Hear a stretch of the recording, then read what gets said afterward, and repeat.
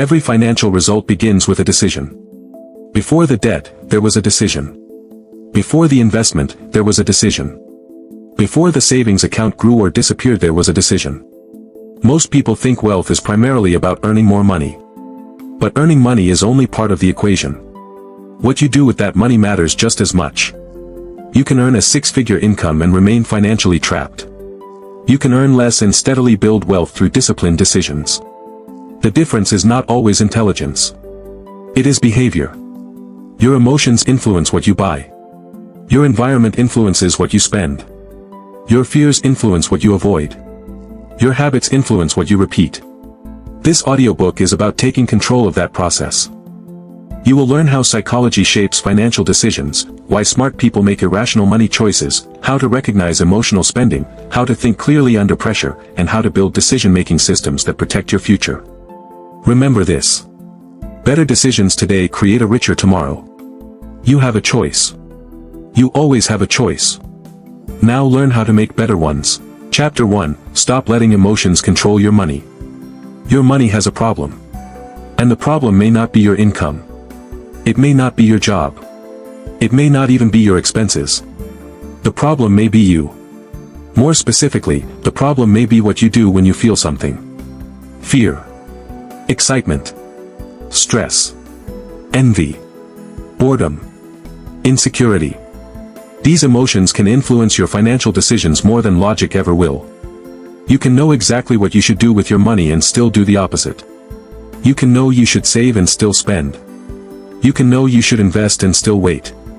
You can know you cannot afford something and still buy it. Why? Because money is not just mathematics. Money is emotional. And if you do not learn to manage your emotions will manage your money. That's the key.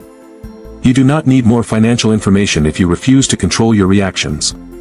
You need financial discipline. You need a pause between what you feel and what you do. You need to understand one principle: never make a permanent financial decision based on a temporary emotion. Say it again. Never make a permanent financial decision based on a temporary emotion. That principle can save you thousands of dollars. Maybe more. Think about the last time you bought something you did not plan to buy. You probably had a reason. Maybe you were stressed. Maybe you had a bad day. Maybe you wanted to reward yourself. Maybe you saw someone else with something better. Maybe the purchase gave you a temporary feeling of success. You told yourself, "I deserve this." Maybe you did. But deserving something does not mean you can afford it. That distinction matters. You can deserve a vacation and still need to save for it. You can deserve a new phone and still need to wait. You can deserve a nicer car and still choose to keep the one you have. You can want something badly and still decide not to buy it. That is financial maturity.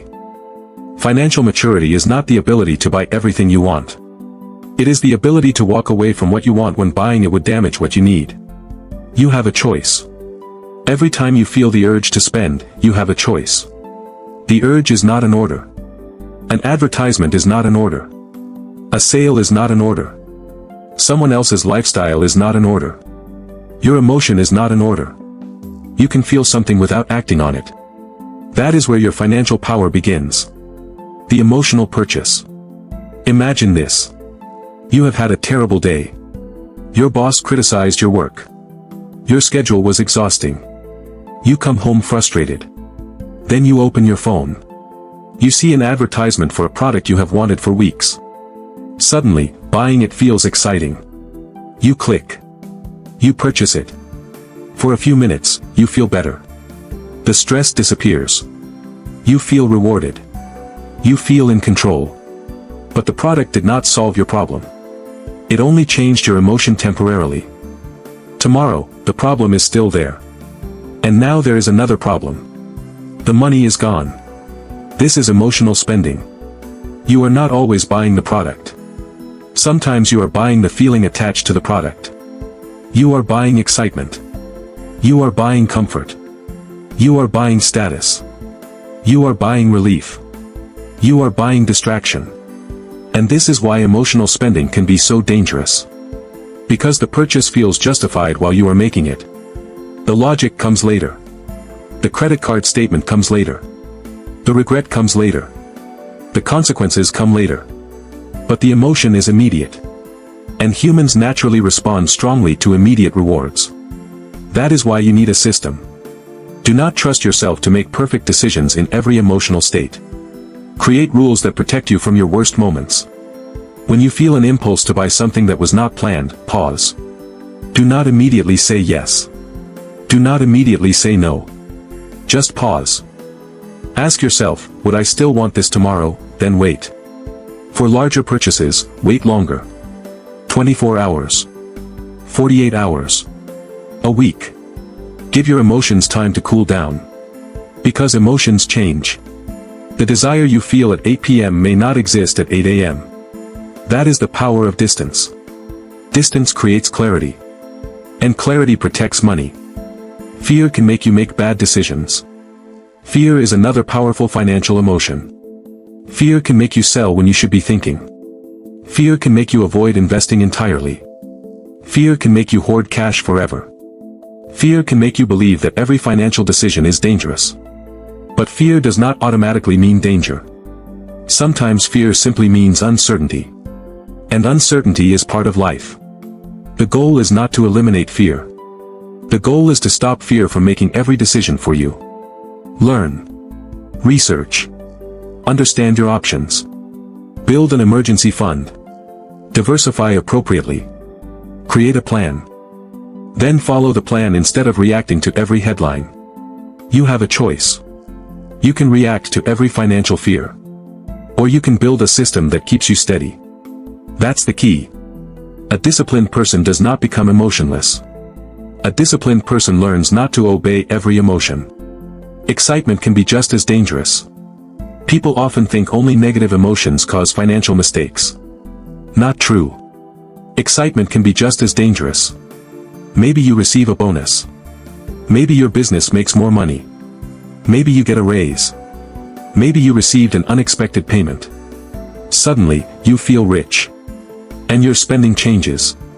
A nicer apartment. A more expensive car. More restaurants. More subscriptions. More shopping. More vacations. The money arrives quickly. And lifestyle inflation follows.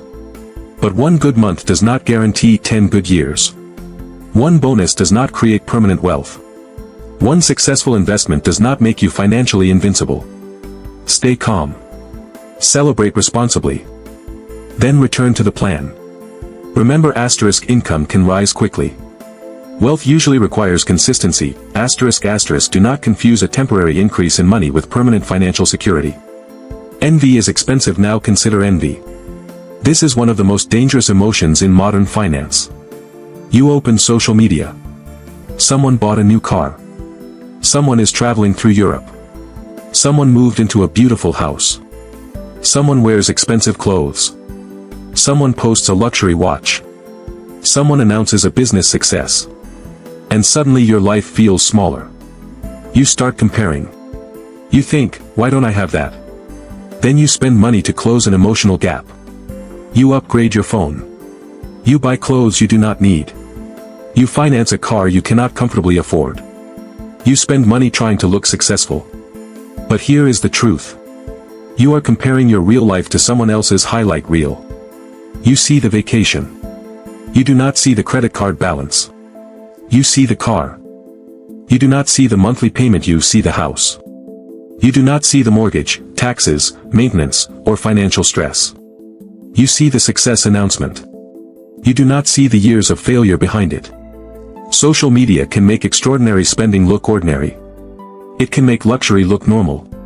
It can make debt look invisible.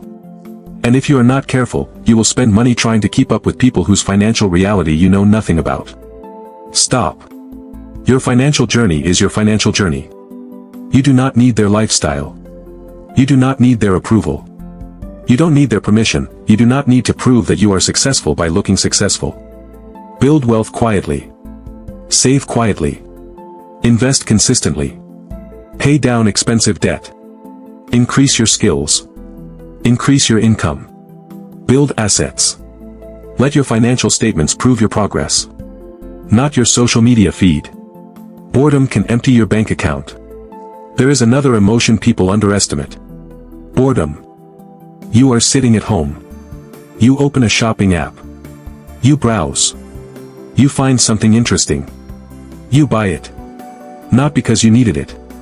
Not because you planned for it. Because you were bored. This can happen repeatedly. A small purchase here. Another purchase there. A subscription. A delivery. A random online order. Each transaction feels harmless. But repeated harmless decisions can create serious financial damage. That's the key. Financial destruction does not always happen through one enormous mistake. Sometimes it happens through hundreds of tiny decisions. $5. $10. $20. Again. And again. And again. Your money leaks through emotional habits. So create friction. Delete shopping apps you constantly browse. Unsubscribe from promotional emails. Remove saved payment information. Avoid browsing when you are bored. Give your boredom another job. Read. Walk. Exercise. Learn a skill. Call someone. Work on your goals. Do something that creates value instead of consuming money. You have a choice. Chapter 2. Question every financial decision before you make it. Before you spend another dollar, stop. Before you click Buy Now, stop. Before you sign the financing agreement, stop. Before you move money into an investment because somebody online told you it was the next big thing, stop. You do not have to make every financial decision immediately. You do not have to respond to every sale. You do not have to keep up with everyone around you. And you certainly do not have to prove your success by spending money. This is where financial freedom begins to become real. Not when you earn your first million. Not when you get a six-figure salary. Not when your investment account reaches some magical number. It begins when you learn to pause before you act. Because money is not only about how much you earn. Money is about the decisions you make with what you earn. You can earn a lot and still stay broke. You can earn a modest income and build financial strength. The difference is often behavior. The difference is the decision-making process.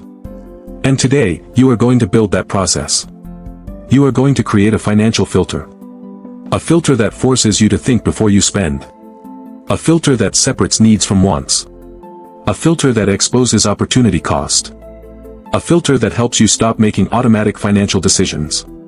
The rule is simple. Pause. Question. Calculate. Then decide. Say it again, pause.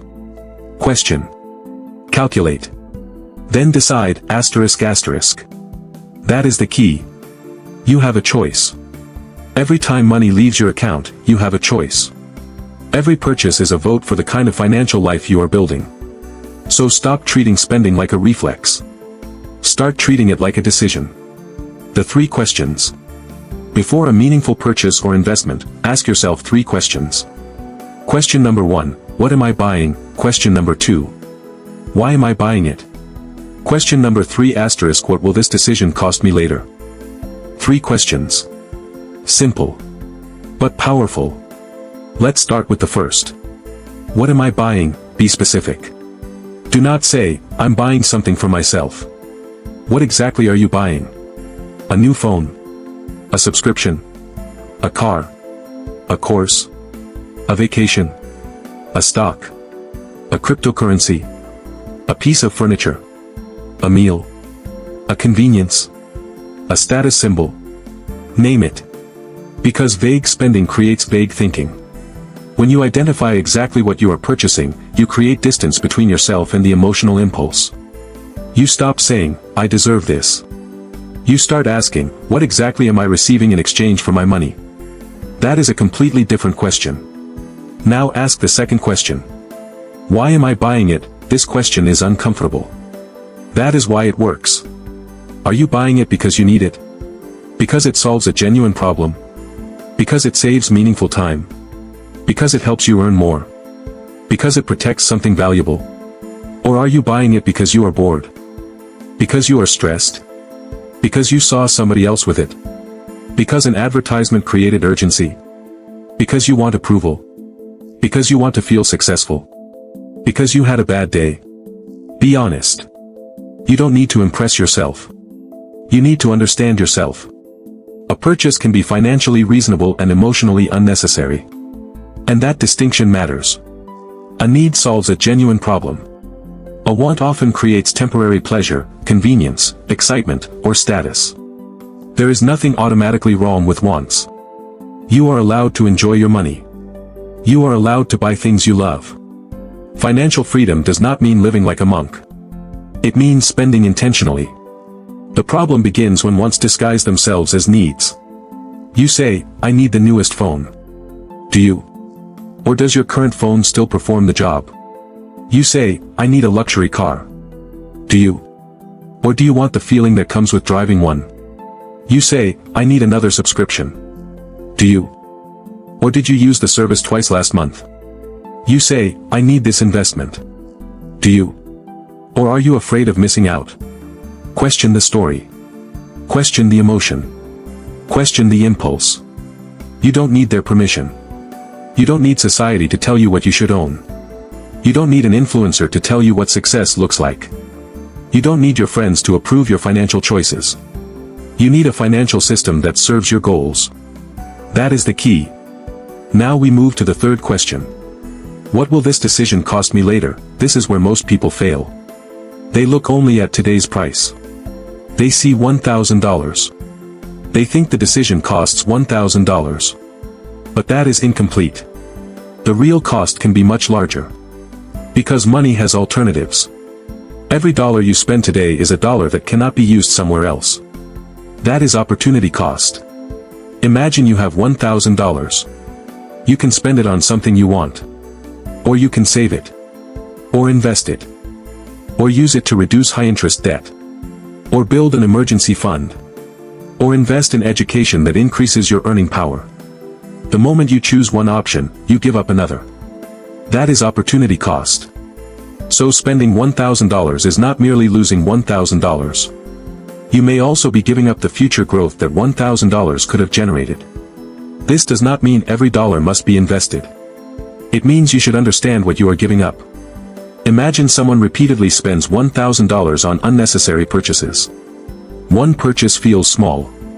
Another purchase feels small. Another feels small. But the pattern matters.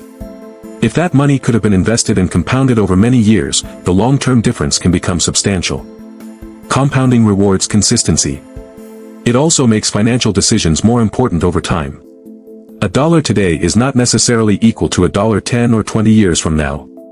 That is why wealthy thinking asks a different question. Not merely, can I afford this? But, what else could this money do? That question changes everything. Can I afford the $700 payment? Maybe. But what else could $700 per month accomplish? Could it eliminate debt faster? Could it build an emergency fund? Could it support retirement investing? Could it fund a business? Could it create skills? Could it buy freedom? Now you are thinking. Now you are calculating. Now you are making decisions instead of reacting. And remember this, you have a choice, always. Stop making automatic financial decisions. Some of the most dangerous financial decisions are the ones you no longer notice. Think about your recurring expenses. Streaming services. Apps. Cloud storage. Memberships and subscriptions. Premium software. Food delivery. Gym memberships. Automatic upgrades. Insurance policies. Bank fees. Digital services. Small recurring charges can become invisible. And invisible expenses are dangerous because they stop receiving your attention. You signed up 6 months ago. You forgot about it. The money keeps leaving. You are not actively choosing anymore. The system is choosing for you. That is why you need regular financial reviews. Once a month, examine your recurring expenses. Ask, do I still use this? Does it still solve a problem? Would I buy it again today if I did not already have it? That third question is powerful. Imagine the subscription did not exist. Imagine you were standing in front of the checkout screen today. Would you pay for it? If the answer is no, why are you still paying for it? Cancel it. Not tomorrow. Not someday. If you know you don't need it, remove it. This is how you regain control. And this principle applies to larger decisions too. Cars.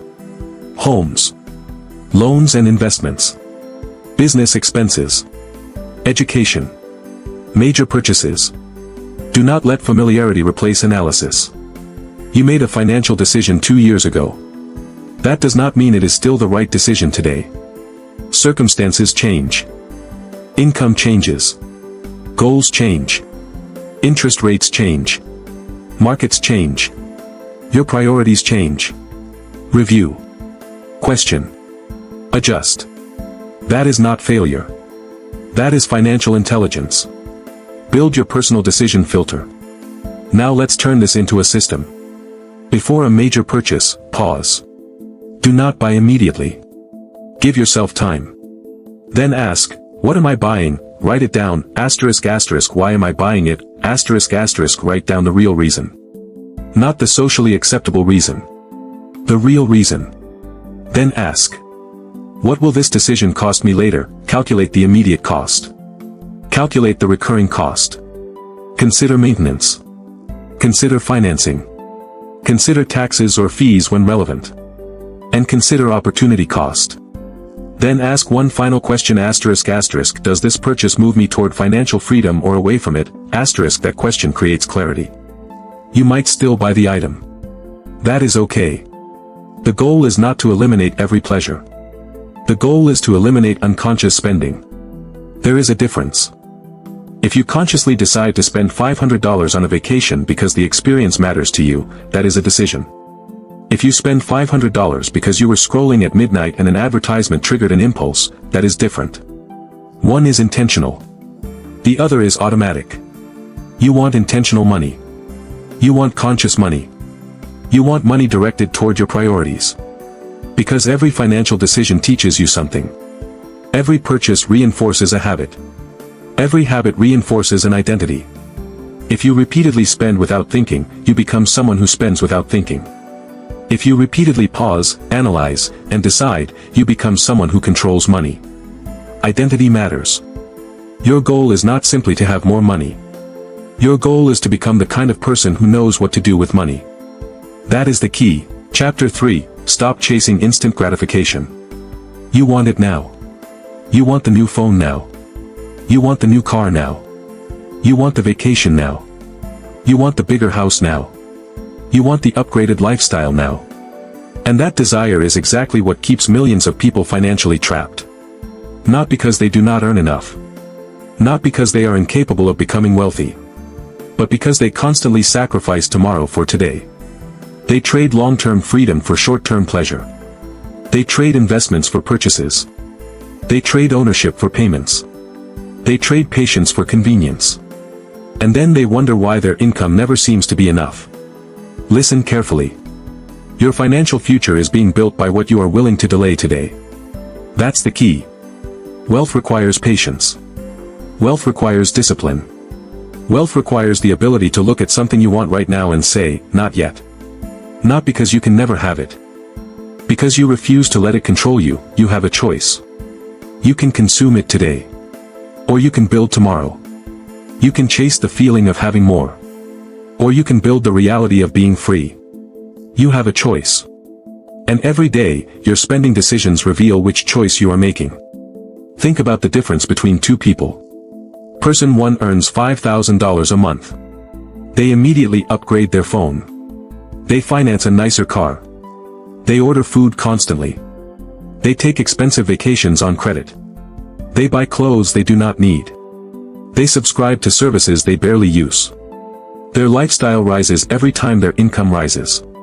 5 years later, they may earn significantly more. But they still feel broke. Why? Because every increase in income was immediately converted into an increase in consumption. Now consider person 2. They earn the same amount. But when their income increases, they do something different. They keep their lifestyle relatively stable. They increase savings. They invest. They build an emergency fund. They pay down expensive debt. They develop valuable skills. They eventually build assets. They still enjoy life. They still spend money. But they do not allow every desire to become a purchase. That difference looks small in the beginning. It becomes enormous over time. That's the key. Wealth is often created in the gap between what you can afford and what you choose not to buy. You need to understand something about instant gratification. Instant gratification is powerful because it rewards you immediately. You see something. You want it. You buy it.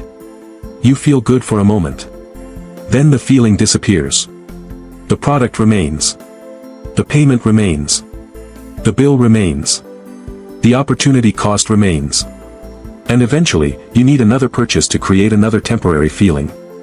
This becomes a cycle. Want. Buy. Feel good. Feel normal again. Want something else. Buy again. Repeat. Repeat. Repeat. And if you never interrupt that cycle, your entire financial life can become one long attempt to satisfy temporary desires. This is where, buy now, worry later, becomes dangerous. Credit cards can make a $2,000 purchase feel like a series of small payments. Financing can make a $40,000 car feel like a manageable monthly number. Buy now pay later services can make an expensive purchase feel almost painless. But the price did not become smaller. Only the immediate psychological pain became smaller. That distinction matters. A $2,000 purchase is still a $2,000 purchase whether you pay for it today or divide it into several payments. A $40,000 car is still a $40,000 car. The monthly payment can hide the total cost. And when you focus only on the payment, you stop asking the more important question, what is this actually costing me? Not just in dollars. In opportunity. What could that money have become if invested? What debt could it have eliminated? What emergency could it have protected you from? What business could it have helped you start? What freedom could it have purchased? That is the question wealthy thinking forces you to ask. Not, can I make the payment? Ask, should I make the purchase? Those are completely different questions. A person can afford a payment and still be unable to afford the purchase. Remember that. You do not become wealthy by proving that you can make payments. You become wealthy by acquiring assets, controlling expenses, investing consistently, and protecting your future cash flow. You have a choice. The financial industry may make borrowing feel normal. Advertising may make upgrading feel necessary. Social media may make everyone else's lifestyle look like your minimum standard. But you don't need their permission. And you don't need to follow their rules. You can step outside the cycle. Start with one simple rule. The delay rule. For non-essential purchases, wait. Do not buy immediately. Create distance between desire and action. If the purchase is small, wait 24 hours. If it is larger, wait several days. If it is a major purchase, give yourself weeks. And for extremely large financial decisions, take even longer. The larger the purchase, the longer the waiting period. Why? Because urgency is often emotional. Patience brings clarity. When you first see something you want, your brain focuses on the reward. You imagine how good it will feel. You imagine how convenient it will be. You imagine how impressive it will look. But after the emotional intensity fades, you can evaluate the purchase logically. Do I actually need this? Will I still want it next month? Can I buy it without debt? Does it support my goals? Will it increase my freedom? Or will it increase my obligations? That last question is powerful. Will this purchase increase my freedom? Ask it constantly. Because money should be a tool. Not entertainment. Money should help you build options. Money should help you reduce dependence. Money should help you handle emergencies. Money should help you invest. Money should help you buy time. Money should help you create choices. Money should not simply disappear in exchange for temporary stimulation. There is nothing wrong with enjoying your money. Understand that clearly. Wealth is not about living miserably. It is not about refusing every restaurant. It is not about never traveling. It is not about wearing the cheapest clothes forever. It is not about punishing yourself. The goal is not deprivation. The goal is intentionality. Spend on what genuinely matters to you. Cut what does not. That's the key. You do not need to eliminate pleasure. You need to stop allowing pleasure to control your financial decisions. There is a difference. A financially disciplined person can spend generously in one area because they deliberately spend less in another. They know their priorities. They know their numbers. They know what they are building. The financially undisciplined person often does the opposite. They spend first. Then they discover what is left. Usually, very little. Then they wonder where their money went. The answer is simple. Their money followed their impulses. Your money needs a mission. Every dollar should have a purpose. Some dollars pay for necessities. Some dollars protect you. Some dollars eliminate debt. Some dollars invest. Some dollars create experiences. But if every dollar is assigned to immediate consumption, your future receives nothing. And your future cannot build itself. This is why delayed gratification is more than a budgeting technique. It is an identity. You are training yourself to become someone who can wait. Someone who can say no. Someone who can resist pressure. Someone who can tolerate temporary discomfort for a larger future reward. That skill is incredibly valuable. Because the ability to delay gratification extends far beyond money. It affects your career, your health, your education, your relationships, your business, your investments, your entire life. The person who can work today without demanding immediate recognition can become excellent tomorrow. The person who can study today without demanding immediate results can become highly skilled tomorrow. The person who can invest today without demanding instant wealth can build substantial assets over time. The person who can sacrifice today without becoming obsessed with today's comfort can create tomorrow's freedom. This is why patience compounds. You do not need one massive financial decision. You need thousands of small, disciplined decisions. Do not buy the thing. Save the money. Invest the money. Learn the skill. Build the asset. Repeat. Then repeat. This is how financial momentum begins. And understand the mathematics of compounding. When money remains invested, returns can generate additional returns. The longer the process continues, the more powerful the effect can become. But compounding does not only work with investments. Your habits compound too. Small spending habits compound. Small savings habits compound. Small debts compound. Small investments compound. Small lifestyle upgrades compound. Your behavior today creates conditions for your behavior tomorrow. If you repeatedly reward every desire with a purchase, you strengthen the habit of immediate consumption. If you repeatedly delay unnecessary purchases, you strengthen the habit of discipline. You are training yourself. Every purchase is a vote for the person you are becoming. Think about that. When you spend $100 impulsively, you are not just spending $100. You are reinforcing a behavior. When you wait, you are not merely keeping $100. You are reinforcing self-control. That's the key. Chapter 4, Think in probabilities, not predictions. There is a dangerous question that millions of investors ask every day. What do you think is going to happen next? Will the stock market go up? Will it crash? Will interest rates fall? Will housing prices rise? Will this company beat expectations? Will Bitcoin rise again? Will the economy enter a recession? People want answers. They want certainty. They want someone to tell them exactly what is coming. But here is the truth. Nobody knows, not you. Not me. Not your neighbor. Not the financial influencer on YouTube. Not the person on television wearing an expensive suit. Not even the smartest investor in the world. The future is uncertain. And the sooner you accept that, the better your financial decisions become. Because successful investing is not about predicting the future perfectly. It is about making decisions that can survive an imperfect future. That's the key. You do not need certainty. You need a decision that survives uncertainty. Say that again. You do not need certainty. You need a decision that survives uncertainty. This is one of the most important principles you can develop as an investor, entrepreneur, or wealth builder. Because every financial decision is a decision about an unknown future. You are putting money into something today because you believe it will be worth more, produce income, or create value tomorrow. But tomorrow has not happened yet. You are operating with incomplete information. And that means you are operating with probabilities. Not guarantees. Think about it. When you buy a stock, you are making a judgment about future earnings. When you start a business, you are making a judgment about future demand. When you buy real estate, you are making a judgment about future rents, prices, interest rates, and economic conditions.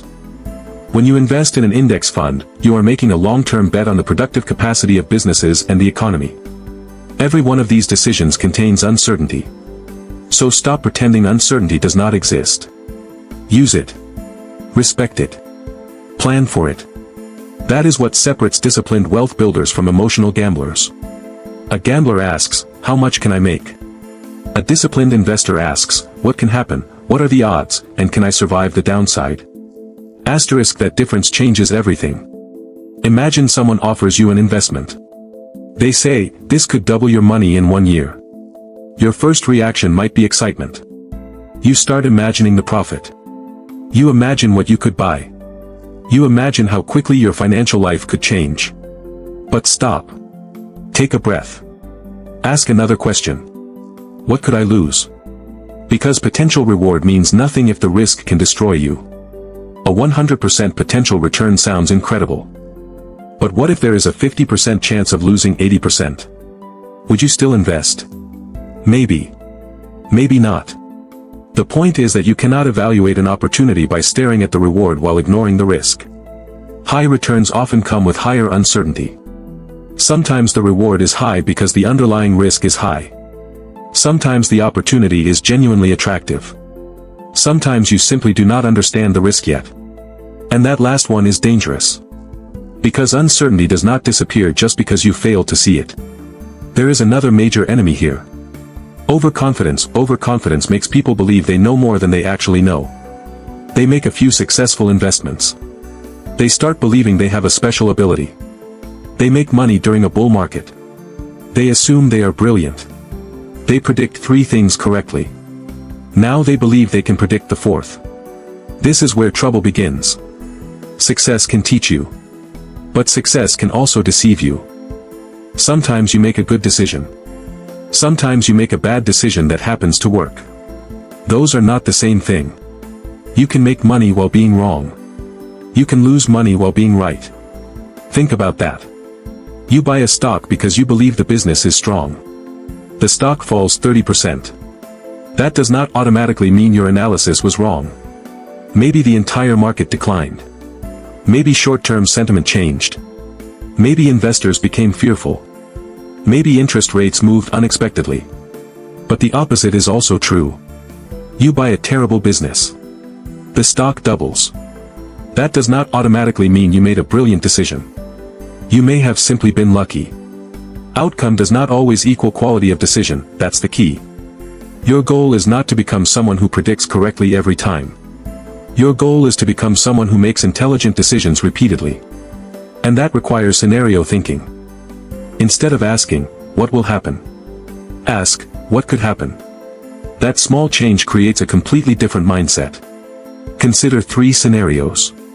Scenario 1. Things go well. Your investment grows. The business expands. Revenue increases. The economy remains healthy. The market rewards investors. Great. Now ask another question. How much do I make if I am right? Then move to scenario 2. Things go badly. Revenue falls. The market declines. Interest rates remain high. The business struggles. Your investment loses value. Now ask, how much do I lose if I am wrong? Then comes the question most people avoid. Scenario 3. Your assumptions are completely wrong. Not slightly wrong. Completely wrong. What if the growth you expected never comes? What if the industry changes? What if the company loses its competitive advantage? What if your expected return takes 10 years instead of 3? What if the economy enters a serious downturn? What if you need the money at exactly the wrong time? What if the investment falls 50%? Can you survive? That is the question. Can you survive? Because survival is underrated. If you lose 50% of your money, you need a 100% gain just to get back to where you started. That is why avoiding catastrophic losses matters. You do not have to win every bet. You just have to avoid losing so badly that you cannot recover. This is why diversification matters. Diversification is not about admitting that you know nothing. It is about admitting that you cannot know everything. You can believe strongly in one company. You can believe strongly in one industry. You can believe strongly in one economic outcome. But what if you are wrong? You have a choice. You can concentrate everything on one prediction. Or you can build a portfolio that can survive several different futures. That is the power of thinking in probabilities. You are not saying, this will definitely happen. You are saying, there is a reasonable chance this happens, and I have positioned myself accordingly. That mindset is powerful. It keeps you humble. It keeps you flexible. It keeps you alive. And it prevents one prediction from controlling your entire financial future. Look at the language you use. Instead of saying, the market will rise, say, I believe the probability of long-term growth is favorable, but short-term declines are possible. Instead of saying, this stock cannot fail, say, I believe the business has strong fundamentals, but there are risks that could damage the investment. Instead of saying, I know interest rates are going down, say, if rates fall, this investment may benefit. If rates remain high, I need to understand what happens next. Notice the difference. The first statement sounds confident.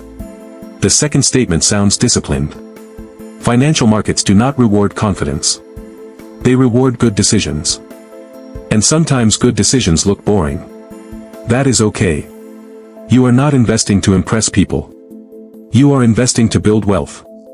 You do not need to sound intelligent. You need to protect your capital. You do not need to predict the next market move. You need a strategy that works across many market conditions. You do not need to know exactly what happens next. You need to know what you will do if different things happen next. That's the key. Build your plan around possibilities. If the market rises, what will you do? If the market falls 10%, what will you do? If it falls 30%, what will you do? If your investment thesis changes, what will you do? If your income falls, what will you do? If an emergency appears, what will you do? If the opportunity becomes better, what will you do? If the opportunity becomes worse, what will you do? A strong financial plan answers these questions before emotions become involved. Because emotions are most dangerous when money is moving quickly. When markets rise, greed tells you, buy more. You are missing out. When markets fall, fear tells you, sell everything. Get out. But probability-based thinking says, pause. Assess. What changed? Does my original thesis still hold? Has the risk increased? Has the opportunity improved? That is rational decision-making. You have a choice. You can react to every headline. Or you can build a system. You can chase predictions. Or you can manage probabilities. You can obsess over what happens tomorrow. Or you can prepare for multiple possible tomorrows. The second approach is how wealth is built. And there is another important lesson: you do not need to be right all the time. You need your wins to outweigh your losses. Imagine an investor who makes 10 decisions. They are wrong 4 times. But their successful investments produce strong returns, while their unsuccessful investments are limited through proper risk management. Chapter 5: Build systems that make good decisions easier. You do not have a money problem. At least, not always. Sometimes you have a system problem. You know what you should do. You know you should save. You know you should invest. You know you should avoid unnecessary debt. You know you should stop spending money just because you are bored, stressed, or trying to impress someone. You know. But knowing is not the same as doing. And this is where most people lose. They build their financial life around motivation. They say, this month, I'm going to be disciplined. This month, I'm going to save more. This month, I'm going to stop eating out. This month, I'm going to invest. And for a few days, maybe they do. Then life happens. The paycheck arrives. The weekend comes. An unexpected expense appears. Stress hits. A sale pops up. A friend invites them somewhere. And suddenly the plan disappears. Why? Because motivation is temporary. Systems are permanent. That's the key. You cannot build financial freedom by hoping you will make the right decision every single day. You need to build a life where the right decision becomes easier. You need systems. You need boundaries. You need automation. You need structure. Because the goal is not to become a person who has incredible willpower every day.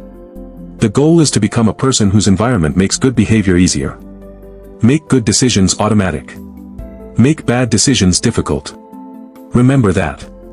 Make good decisions automatic. Make bad decisions difficult. That principle can completely change the way you manage money. You have a choice. You can spend your life fighting yourself. Or you can design your financial environment so you do not have to fight yourself as often. Think about it. If your paycheck lands in your checking account and every dollar is immediately available for spending, what happens? You see money. You feel rich. You spend. Then you look at your account later and wonder where it went. But what if the moment your paycheck arrives, money automatically moves into savings? What if another amount automatically goes into your investment account? What if your bills are automatically paid? What if your debt payment happens automatically? Now your financial priorities are handled before your emotions get involved. That is powerful. Because your emotions are dangerous when they control your money. You do not make your best financial decisions when you are excited. You do not make your best decisions when you are angry. You do not make your best decisions when you are exhausted. You do not make your best decisions when everyone around you is spending. So stop putting important financial decisions in the hands of your weakest moments. Build the system first. Let the system do the work. Stop trusting willpower. Willpower sounds impressive. People love talking about discipline. I'm disciplined. I have self-control. I don't need a budget. I'll just spend less. That sounds good. But it is fragile. Willpower changes. Your energy changes. Your mood changes. Your environment changes. Your priorities change. Your stress changes. Your behavior follows. That is why you need something stronger than willpower. You need structure. Imagine two people. Person 1 receives a paycheck. They keep everything in one account. They check the balance whenever they want. They spend whenever they want. They save whatever is left. Person 2 receives the same paycheck. But their system immediately divides the money. Bills are covered. Savings are transferred. Investments are funded. Debt receives its payment. The remaining money is available for spending. Who has the better system? Person 2. Not because they are smarter.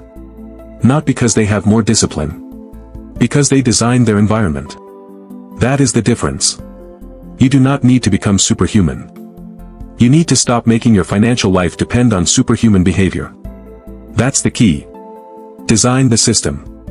Then follow the system. Automate your future. One of the most powerful financial systems you can build is automation. Automation removes the decision. And removing the decision removes the opportunity to make the wrong decision. Suppose you decide that you want to save $500 every month.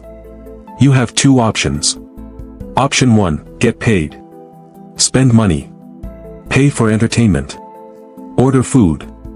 Buy things. Handle random expenses. Then, at the end of the month, look at whatever remains and say, I'll save this. What happens? Often, nothing remains. Option 2, get paid. Automatically transfer $500 to savings. Then live on what remains. Now saving is not something you hope to do. It is something that happens. That difference is enormous. Pay yourself first. Not last. Your future should not receive whatever your present self happens to leave behind. Your future deserves a scheduled payment. The same principle can apply to investing. If you have a long-term investment strategy that fits your circumstances, automate regular contributions where practical. Do it consistently. Do not wait until you feel inspired. Do not wait until the market makes you comfortable. Do not wait until you suddenly become wealthy. Build the habit. Automate the behavior. Then let time work. The same applies to bills. The same applies to debt repayment. The same applies to financial goals. Every important financial priority should have a system behind it. If something matters but depends entirely on memory, motivation, and perfect timing, it is not a strong system. You need a process. You need repetition. You need consistency. You have a choice. You can remember what to do every month. Or you can create a system that reminds your money what to do for you. Give every dollar a job. Now let's talk about spending boundaries. Because automation alone is not enough. You also need clarity. Money without boundaries disappears. You need categories. You need to know where your money is supposed to go. Think in terms of broad categories. Essentials. Discretionary spending. Savings. Investing. Debt repayment. These categories create structure. Essentials are the expenses necessary to maintain your life. Housing. Utilities. Food. Transportation. Insurance. Basic obligations. Then you have discretionary spending. Entertainment. Dining out. Hobbies. Shopping. Travel. Subscriptions. Things you enjoy but do not absolutely need. Then savings. Money for emergencies. Short-term goals. Future expenses. Then investing. Money designed for long-term growth according to your risk tolerance, goals, and strategy. Then debt repayment. Money dedicated to reducing liabilities and strengthening your financial position. The exact percentages will differ from person to person. Do not obsess over copying someone else's formula. Your income is different. Your expenses are different. Your responsibilities are different. Your goals are different. The principle is what matters. Every dollar needs a purpose. Every dollar needs direction. Because money without direction gets captured by impulse. You have a choice. You can tell your money where to go. Or you can wonder where it went. Create friction against bad decisions. Here is something most people ignore. You should not only make good decisions easier but also you should make bad decisions harder. That is the other half of the system. Make good decisions automatic. Make bad decisions difficult. If online shopping constantly destroys your budget, remove saved payment information. If you constantly overspend through one account, separate your spending money from your savings. If subscriptions keep draining your account, review them regularly and cancel what you do not value. If credit encourages spending you cannot comfortably afford, create stricter rules around its use. You are not weak because you need boundaries. You are intelligent because you recognize your weaknesses. That is a major difference. You do not need to prove that you can resist every temptation. You need to reduce unnecessary temptation. Think about your environment. If unhealthy food is sitting on your desk, you are more likely to eat it. If your phone constantly displays shopping notifications, you are more likely to buy. If your investment account is funded automatically, investing becomes easier. If your savings account is separate from your daily spending account, touching that money requires an extra step. That extra step matters. Friction matters. A 5-second barrier can interrupt an impulse. That interruption can save money. Your environment is constantly giving you instructions. Your job is to make sure those instructions support your goals. Reduce decision fatigue. Now understand another hidden enemy. Decision fatigue. Every day you make hundreds of decisions. What should I eat? What should I buy? Should I go out? Should I order food? Should I subscribe? Should I invest? Should I save? Should I use the credit card? Should I pay extra toward debt? The more decisions you make, the more mental energy you consume. Eventually, you get tired. And tired people often choose convenience. Convenience is not always cheap. That is why simple financial systems are powerful. You do not need to debate the same question every day. You need rules. Rules remove arguments. For example, I save first. I invest every month. I do not use debt for unnecessary purchases. I wait before making large discretionary purchases. I review subscriptions regularly. I keep an emergency reserve. I do not increase my lifestyle every time my income increases. These rules become your financial operating system. You do not negotiate with yourself every morning. You follow the system. That's the key. Chapter 6, Stop making money decisions to impress other people. There is a dangerous financial trap that looks like success. It feels like success. It even gets rewarded like success. But it can quietly destroy your financial future. It is the need to impress other people. You buy the expensive car. Not because you need it. Because you want people to notice it. You upgrade your phone. Not because your current phone stopped working. Because you want the newest model. You move into the bigger house. Not because your family needs the space. Because you want to feel successful. You book the luxury vacation. Not because it creates lasting value. Because you want the pictures. You buy designer clothes. Not because they improve your life. Because the logo tells other people that you can afford them. And this is where the problem begins. You are no longer spending money to improve your life. You are spending money to manage other people's opinions of you. That is expensive. Very expensive. Because other people's approval has no finish line. There is always another car. Another house. Another vacation. Another watch. Another phone. Another restaurant. Another neighborhood. Another person to compete with. You reach one level. Then someone else reaches a higher level. So you spend again. And again. And again. Until your income looks impressive, but your bank account is weak. Until your lifestyle looks wealthy, but your financial foundation is fragile. Until everyone thinks you are winning, while you privately worry about bills. That is not wealth. That is performance. And you are not put on this earth to perform wealth for people who are not paying your bills. You have a choice. You can spend money trying to look successful. Or you can use money to become successful. You can buy the appearance of freedom. Or you can build actual freedom. That's the key. Status spending is a silent wealth killer. Let's talk about status spending. Status spending happens when the primary purpose of a purchase is social recognition. Think about cars. A reliable car gets you from one place to another. But status spending says, I need the car that makes people think I am successful. Think about clothing.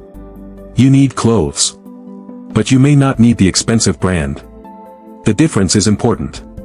A need serves you. Status spending serves your image. Think about homes. You need shelter. You may even want a beautiful home.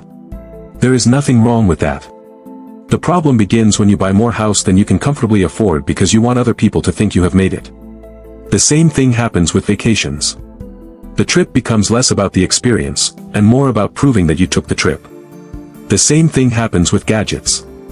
You buy the latest device before you have fully used the previous one. Why? Because new becomes a symbol. A symbol of progress. A symbol of relevance. A symbol of success. But a symbol does not build net worth. Your assets do. Your savings do. Your investments do. Your skills do. Your business does. Your cash flow does. Your discipline does. And this is the uncomfortable truth. Many people would rather look wealthy than become wealthy. They want the applause before they have built the foundation. Do not become that person. You do not need to prove your success to strangers. You do not need to impress people at the restaurant. You do not need to make your neighbors jealous. You do not need to make your coworkers wonder how much you earn. You do not need their permission. You do not need their approval. And you certainly do not need their envy. Because envy does not pay dividends. Applause does not compound. Likes do not build an emergency fund. Compliments do not eliminate debt. A luxury logo does not create financial independence. Your money needs a better mission. Your money needs to create options. Your money needs to create security. Your money needs to create freedom. That's the key. Stop using consumption to measure your progress. One of the biggest mistakes people make is measuring financial progress through visible consumption. They say, I got a raise, so I should upgrade my car. I got promoted, so I should move into a bigger house. I made more money this year, so I deserve a luxury vacation. I received my bonus, so I should buy something expensive. But ask yourself a different question. What if your financial progress became less visible? What if the biggest evidence of your success was something nobody could see? A growing investment account. A 6-month emergency fund. A paid-off credit card. A shrinking mortgage balance. A growing business. A higher savings rate. More money invested every month. More control over your time.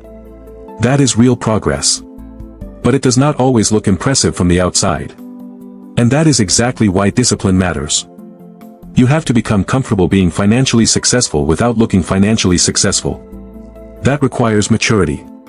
Because immature financial thinking says, if I can afford the payment, I can afford the purchase. Mature financial thinking says the following. If I buy this, what does it cost my future? That question changes everything. Because every dollar you spend today has an opportunity cost. That dollar could have been invested. It could have strengthened your emergency fund. It could have reduced debt. It could have funded education.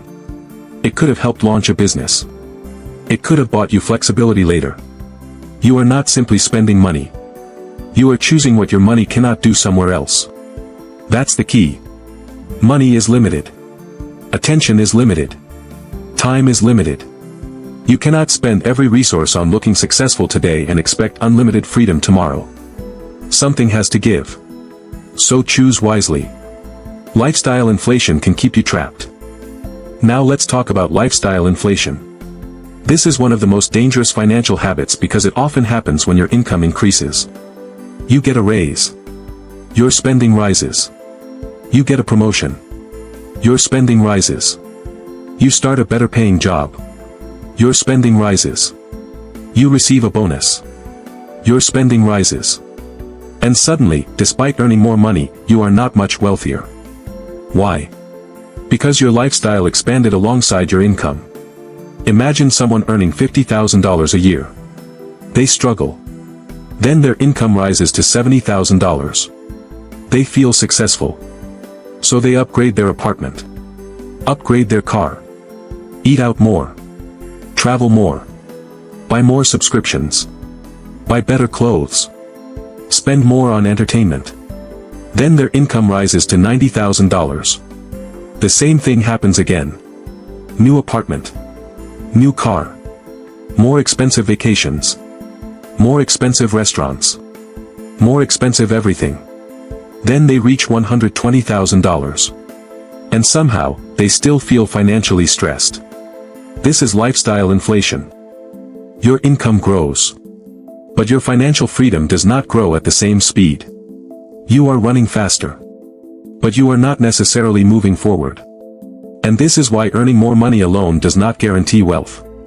You need a gap between what you earn and what you spend. That gap is where wealth is built. Read that again mentally. The gap is where wealth is built. If your income rises by $20,000 and your lifestyle rises by $20,000, you did not create much additional freedom. You created a more expensive life. There is nothing wrong with enjoying your success. The problem is consuming all of it. When your income increases, do not immediately ask, what can I buy now? Ask, what can I build now? That one question can change your financial life. Could you increase your investments? Could you eliminate debt? Could you build a cash reserve? Could you start a business? Could you learn a high-income skill? Could you buy productive assets? Could you create another income stream? Could you buy back your time? That is how you turn income into wealth. Do not automatically turn every raise into a new expense. Raise your financial standards before you raise your lifestyle standards. Define success for yourself. Here is another trap. You may be chasing someone else's definition of success. Maybe society told you success means owning a luxury car. Maybe social media told you success means traveling constantly. Maybe your friends told you success means living in an expensive neighborhood. Maybe your family believes success means having a prestigious job. Maybe your coworkers measure success by salary. But what do you actually want? Think about it. What does financial freedom mean to you? Maybe it means becoming debt-free. Maybe it means having enough savings that an unexpected emergency does not destroy you. Maybe it means working fewer hours. Maybe it means leaving a job you hate. Maybe it means owning a business. Maybe it means retiring early. Maybe it means spending more time with your family. Maybe it means having the ability to say no. Maybe it means waking up on Monday without fear. Maybe it simply means knowing that one bad month will not financially destroy you. Your definition is allowed to be different. You have a choice. You can chase the scoreboard society created. Or you can create your own scoreboard. That is freedom. If your dream is a modest home, strong investments, low expenses, and flexible work, you do not need to apologize. If your dream is entrepreneurship, build toward it. If your dream is early retirement, invest accordingly. If your dream is security, prioritize savings. If your dream is freedom of location, build income that supports it. Your financial plan should serve your life. Your life should not be controlled by your financial image. That's the key. Chapter 7, Think long-term before you make short-term moves. There is a financial mistake that destroys more wealth than most people realize. It is not always overspending. It is not always bad debt. It is not always making a terrible investment. Sometimes, the biggest mistake is simply thinking too short-term. You look at today. You react to today. You are spent for today. You invest based on today. You panic because of today. And then you wonder why your financial life never seems to move forward. Listen carefully. Your financial future is being built by decisions that often feel insignificant in the present. The extra money you save. The debt you refuse to take on. The investment you continue making when the market is uncomfortable. The purchase you decide not to make. The emergency fund you build before you think you need it. The skill you learn before it becomes necessary. These decisions may not look impressive today, but they can become incredibly important later. That's the key. The strongest financial decisions are often invisible at first. Their results become obvious later, ***. So today, I want you to change the way you think. Stop asking only, what do I want right now? Start asking, what kind of financial life am I building? Stop asking, can I afford this today? Start asking, will this decision make my future stronger or weaker? Stop asking, what will make me feel better this week? Start asking, what will make me proud of myself 5 years from now? This is long-term thinking. And long-term thinking is one of the most powerful financial advantages you can develop. You have a choice. You can live entirely for the present. Or you can make decisions that protect and strengthen your future. You have a choice. And every financial decision is a vote for the person you are becoming. Think about your future self. Imagine yourself 5 years from now. Imagine yourself 10 years from now. That person will live with the consequences of what you decide today. Your future self will inherit your habits. Your future self will inherit your debt. Your future self will inherit your savings. Your future self will inherit your investments. Your future self will inherit your financial discipline. And your future self will inherit your financial mistakes. So before you make a major financial decision, ask one simple question: will my future self thank me for this decision or regret it? That question can change everything. Before you finance a luxury purchase, ask for it. Before you take on unnecessary debt, ask for it. Before you empty your savings for something you do not truly need, ask yourself. Before you abandon your investment strategy because of fear, ask it. Before you spend your entire paycheck simply because you earned it, ask yourself: will my future self thank me? Or will my future self look back and say, why did you do that? This is not about never enjoying your money. Understand that. Long-term thinking does not mean becoming miserable. It does not mean refusing every vacation. It does not mean never buying anything enjoyable. It does not mean living like a monk while everyone else lives their life. It means making sure your present does not destroy your future. There is a difference. You can enjoy today without sacrificing tomorrow. You can spend money and still build wealth. You can enjoy experiences and still maintain financial discipline. The goal is not deprivation. The goal is control. You want your money to support your life instead of controlling your life. That's the key. Now let's talk about one of the most powerful forces in finance: compounding. Compounding is one reason long-term thinking matters so much. When you save and invest consistently, your money can potentially generate returns. Then those returns can themselves contribute to future growth. Over long periods, this can create a snowball effect. At first, the snowball looks small. Then it becomes larger. Then larger again. And eventually, the growth can become increasingly noticeable. But here is what most people misunderstand. Compounding is not magic. It is not a guarantee of profit.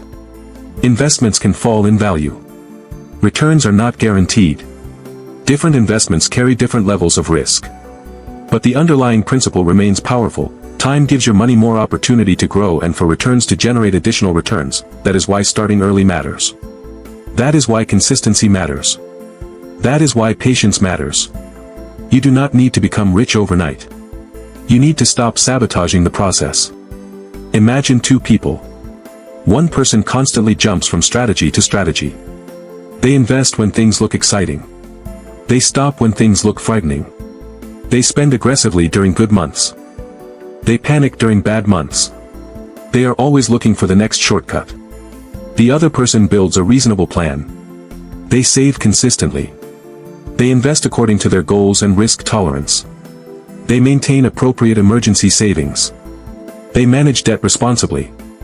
They review their strategy when necessary. And they remain patient. Who is more likely to build durable financial strength? The second person. Not because they found a secret. Because they stayed in the game. That's the key. Consistency often beats excitement. You do not need to make a spectacular financial decision every month. You need to make sound decisions repeatedly. This is where short-term thinking becomes dangerous.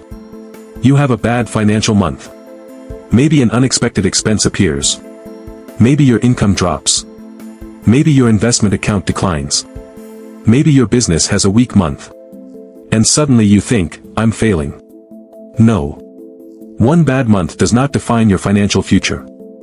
A difficult quarter does not define your entire life.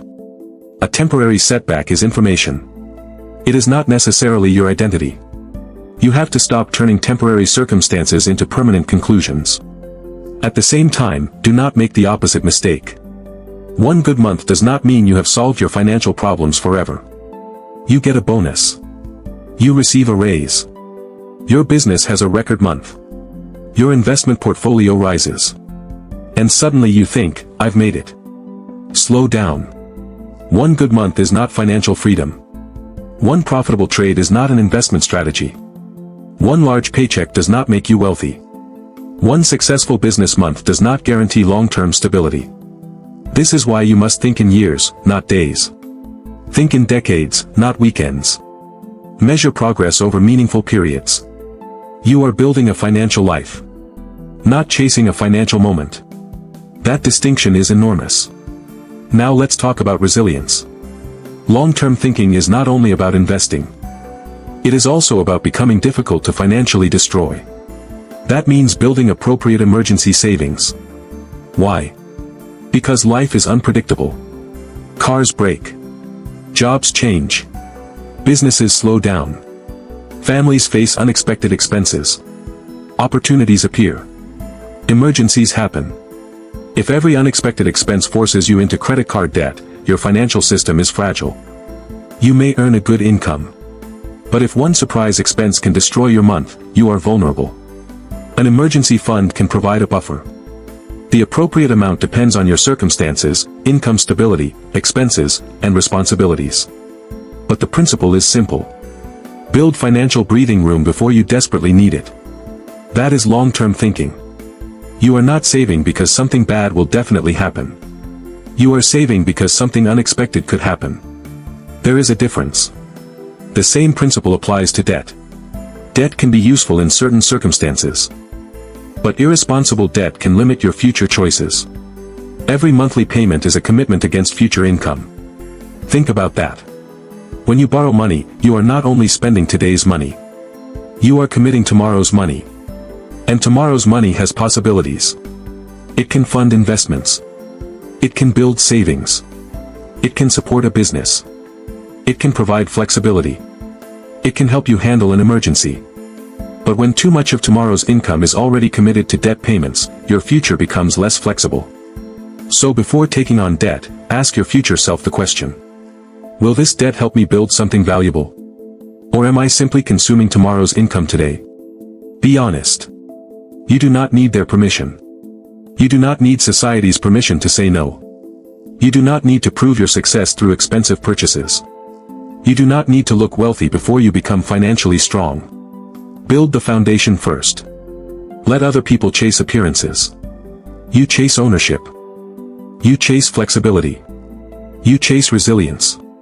You chase freedom. That's the key. Chapter 8, Become the person who makes wealth-building decisions. There comes a point in your financial life when the question is no longer, how much money do I have?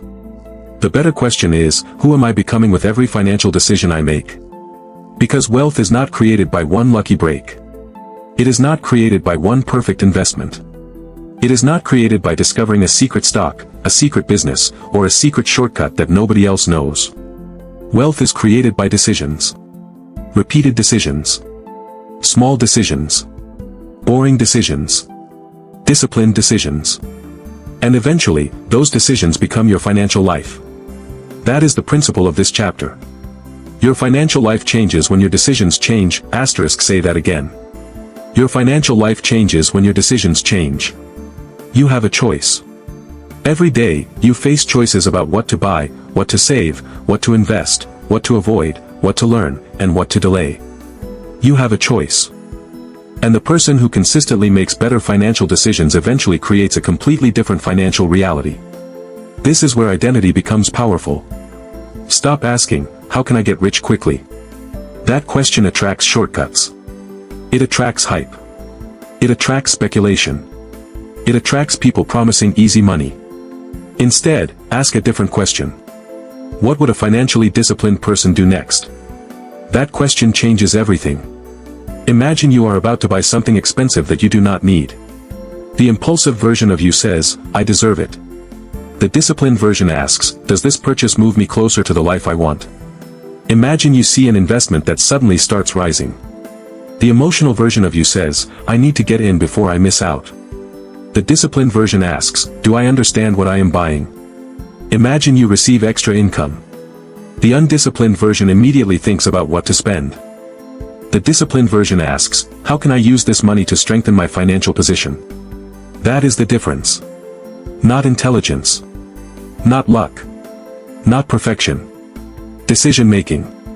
That's the key. Your goal is not to become someone who never makes a mistake. Your goal is to become someone who has a process for making better decisions. Because financially successful people are not necessarily right every time. They simply avoid making the same destructive decisions over and over again. And you can do the same. Start by reviewing your own financial history. Most people never do this. They earn money. They spend money. They save some money. They make mistakes. Then they move forward without examining what happened. That is a problem. Your financial history contains evidence. It tells you what you do when you are stressed. It tells you what you do when you are excited. It tells you what you do when your friends are spending. It tells you what happens when you receive unexpected income. It tells you how you react to market volatility. It tells you whether you plan or react. Your own history can reveal patterns that you cannot see while you are inside the moment. So start tracking major financial decisions. Not every cup of coffee. Not every small purchase. Track the decisions that matter. Why did you make the decision? What were you feeling? Who influenced you? What information did you have? What did you expect to happen? And what actually happened afterwards? Be honest. Maybe you bought something because you wanted approval. Maybe you invested because everyone else was talking about it. Maybe you took on debt because you wanted something immediately. Maybe you avoided investing because you were afraid of losing money. Maybe you increased your lifestyle every time your income increased. Do not judge yourself. Study yourself. There is a difference. You are not reviewing your history to feel guilty. You are reviewing it to become better. Your past decisions are data. Use the data. If you discover that you repeatedly spend when you are stressed, create a rule.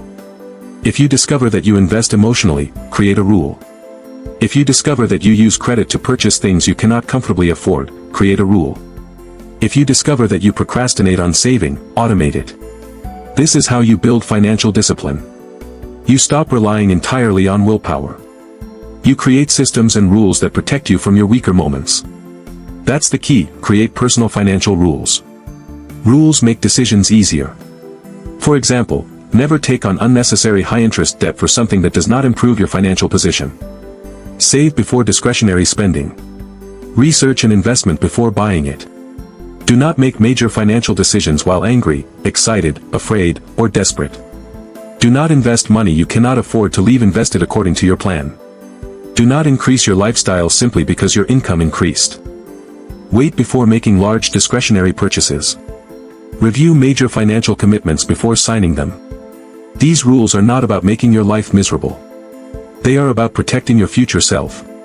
Your future self cannot speak to you today. Your future self cannot walk into the store and stop you from making a bad purchase. Your future self cannot reach you through your phone when you are about to make an emotional investment. But your rules can. That is why rules matter. You don't need their permission. You don't need society to approve your financial discipline. You don't need your friends to understand why you are saving. You don't need to prove that you can afford something. You need to know whether the decision is aligned with your goals. That is enough. And understand something else.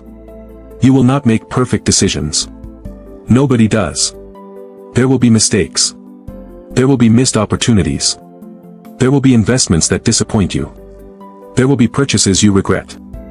There will be moments when you look back and say, I should have known better. Fine. Learn. Adjust. Continue. Do not allow one mistake to become an identity. You made a bad decision. That does not mean you are a bad decision maker. But if you repeatedly make the same decision without learning, then you have a pattern. Break the pattern. Consistency matters more than perfection. You do not need to make the perfect decision every time. You need a process that consistently moves you toward better decisions. Think about that. You do not need perfection. You need direction. If your decisions are improving, your financial life can improve. If your savings habits are improving, your financial position can improve. If your debt is becoming more manageable, your financial position can improve. If your investing process is becoming more disciplined, your financial position can improve. If your spending is becoming intentional, your financial position can improve. One decision at a time. 1 month at a time. 1 year at a time. That is how transformation happens. Not dramatically. Gradually. And then suddenly, you look around and realize that your life is different. Your bank account is different. Your habits are different. Your confidence is different. Your relationship with money is different. Because you became different. This is why the wealth journey is ultimately an identity journey. You must stop seeing yourself as someone who is constantly trying to get rich. Start seeing yourself as someone who makes wealth-building decisions. That identity is stronger. I am a person who saves before spending. I am a person who researches before investing. I am a person who avoids unnecessary debt. I am a person who thinks long-term. I am a person who does not let emotions control major financial decisions.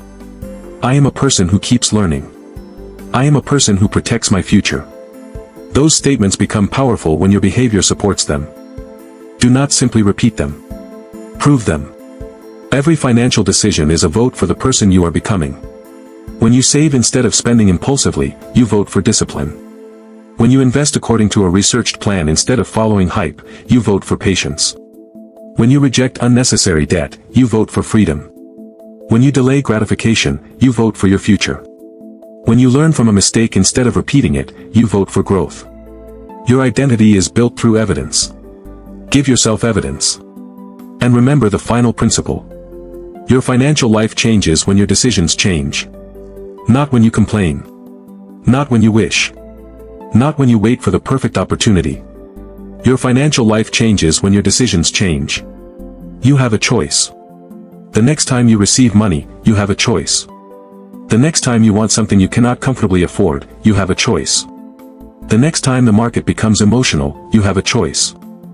The next time someone tells you about an opportunity that sounds too good to be true, you have a choice.